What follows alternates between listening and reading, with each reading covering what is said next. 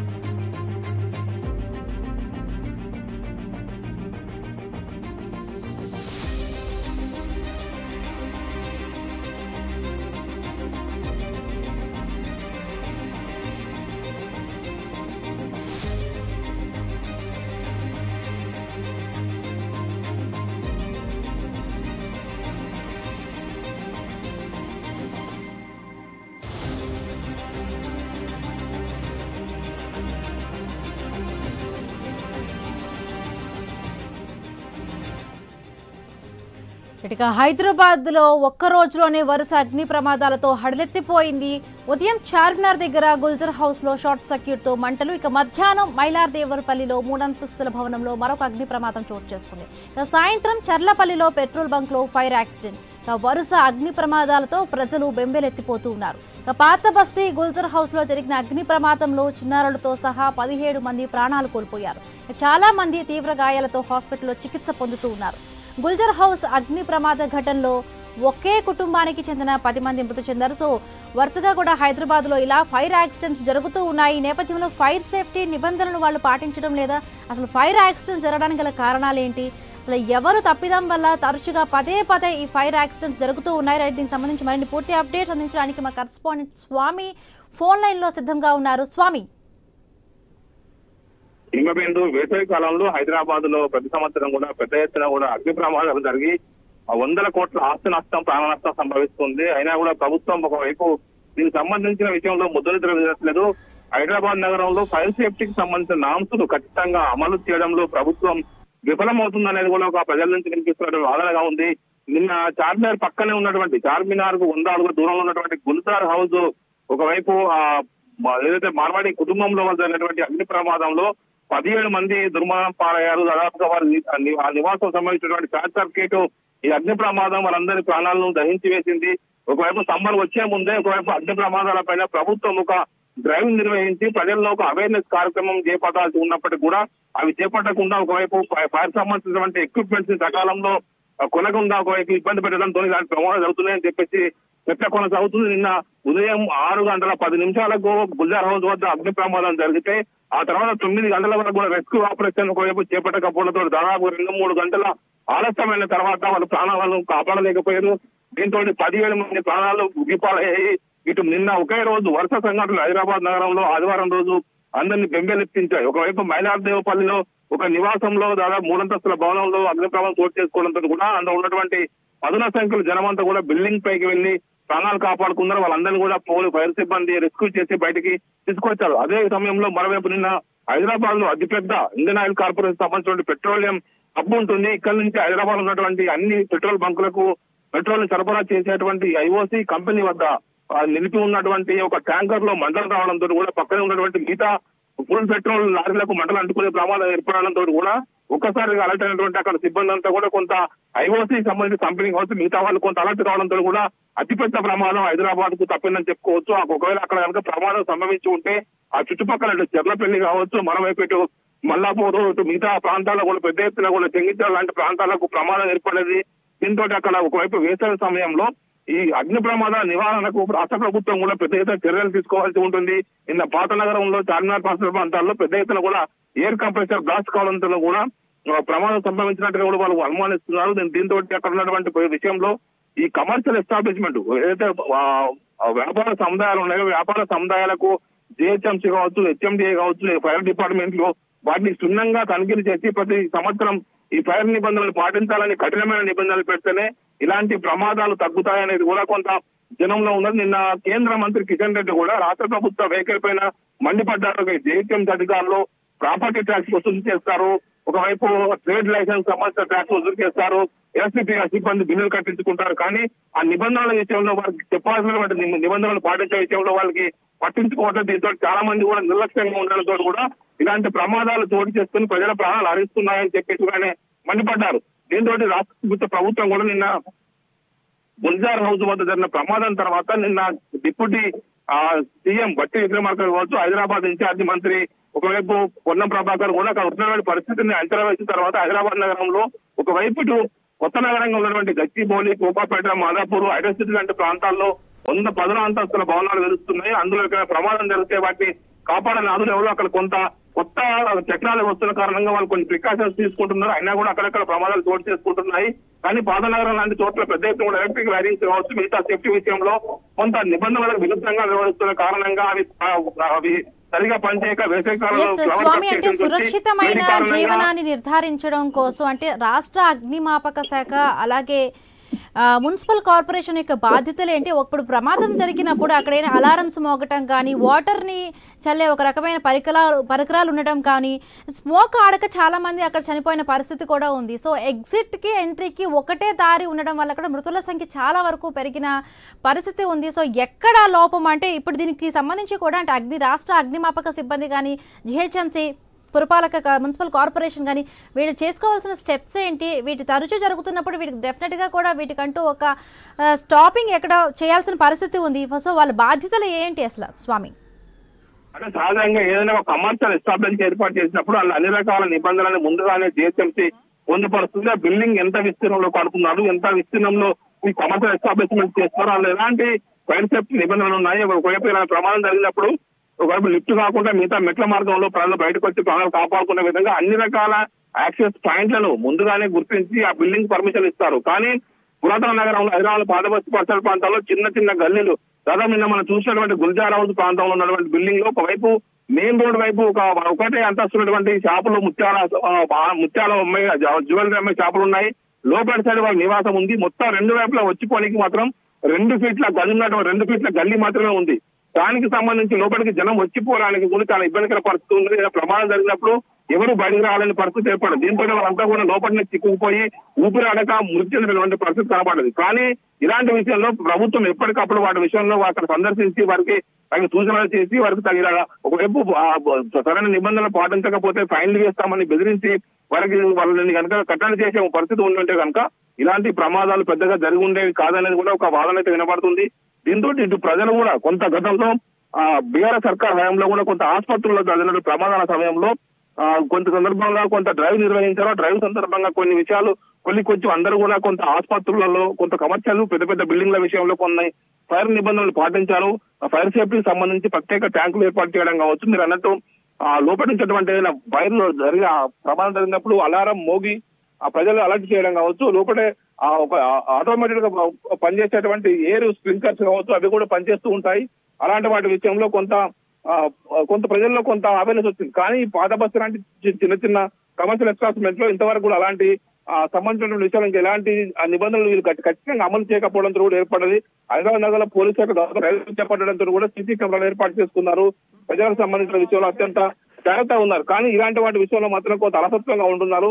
ప్రతి సంవత్సరం సమ్మర్ లో మాత్రం అడావుడి చేసి ఆ తర్వాత వాటిని పట్టించుకోకపోవడంతో కూడా ఈ వరుస ప్రమాదాలు చోటు చేసుకుంటూ ఉన్నాయి. దీంతో ఈసారైనా సరే ఖచ్చితమైన డ్రైవ్ నిర్వహించి ప్రతి స్టాప్స్ కావచ్చు, ప్రతి గల్లీలో కూడా జిహెచ్ఎం సిబ్బందితో పాటు ఇటు ఫైర్ సిబ్బంది కూడా కొంత అగ్నిమాపక సిబ్బంది కూడా తనిఖీలు చేస్తే కొంత ప్రమాదాలు తగ్గించే అవకాశం ఉంటుంది. మమ్మీ నిత్య కార్యకలాపాల కోసం నివాస ప్రాంతాలను వినియోగించడం ఎంతవరకు కరెక్ట్? సో నివాస యోగ్యమైన ప్రాంతాల్లో ఇప్పుడు వాణిజ్యానికి సంబంధించి ఏవైనా మన అమ్మకాలు ఇవన్నీ చేస్తున్నప్పుడు డెఫినెట్గా ఇక్కడ ఫైర్ సేఫ్టీ నిబంధనలు అయితే పాటించాలి. సో ఎక్కడ లోపం జరుగుతోంది అంటే ఇప్పుడు ఈ నిబంధనలు పాటించకపోవడం వల్ల ఇంత పెద్ద ఎత్తున కూడా ప్రాణ నష్టం జరుగుతూ ఉంది. సో అధికారులు అంటే అక్కడ దృష్టి సారించాల్సిన అవసరం కూడా ఉంది. సో డెఫినెట్గా అంటే వాణిజ్య కార్యకలాపాలు ఎవరైతే వినియోగిస్తూ ఉంటారో దానికి సంబంధించి ఆ బిల్డింగ్కి సంబంధించి సేఫ్టీ మెజర్స్ ఎలా ఉన్నాయి, ఏ విధంగా కూడా తీసుకుంటున్నారు అందరిపై ప్రభుత్వం కూడా చర్యలు తీసుకోవాలి. సో దానికి సంబంధించి అంటే గవర్నమెంట్ ఇప్పుడు తరచుగా ఇన్ని ప్రమాదాలు జరుగుతూ ఉన్న నేపథ్యంలో మరి గవర్నమెంట్ ఆ దిశగా ఏమైనా కూడా అంటే ఫైర్ సేఫ్టీ కానీ మున్సిపల్ కార్పొరేషన్ ఇవన్నీ కూడా దృష్టి సారించే అవకాశం ఉందా? ఖచ్చితంగా మీరు అన్నట్టు ప్రతి అభివృద్ధి చెందిన దేశాల్లో మాత్రం ఖచ్చితంగా ఫైర్ డిపార్ట్మెంట్ కు అత్యంత ప్రాధాన్యత ఇస్తారు. ప్రతి డిపార్ట్మెంట్ ప్రతి కమర్షియల్ సంబంధించినటువంటి కాంప్లెక్స్ కావచ్చు, రెసిడెన్షియల్ కాంప్లెక్స్ ఇప్పట్లో రెసిడెన్షియల్ కాంప్లెక్స్ కూడా చాలా పెద్దవి హైదరాబాద్ లో 60 అంతస్తుల భవనాలు కూడా నిర్మిస్తూ ఉన్నారు. దానికి సంబంధించిన నిన్న ఉదయం ప్రమాదం జరిగిన తర్వాత అక్కడికి దాదాపు గంట తర్వాతనే ఒకవైపు ఫైర్ ఇంజన్లు వచ్చాయి. వచ్చిన ఫైర్ ఇంజన్లలో సరిగా వాటర్ లేదు, దాన్ని సరిగా మెయింటైన్ చేయలేకపోతున్నారు. ఒకవైపు వచ్చిన అంబులెన్స్ లో లేదని చెప్పేసి నిన్న చనిపోయినటువంటి మృతుల బంధువులు పెద్ద ఎత్తున కూడా ఆందోళన చేసినటువంటి పరిస్థితి కనబడింది. ప్రజల ప్రాణాలు లోపం కూడా అవుతున్నాయని చెప్పేసి చర్చ కొనసాగుతుంది. Right Swami, thank you.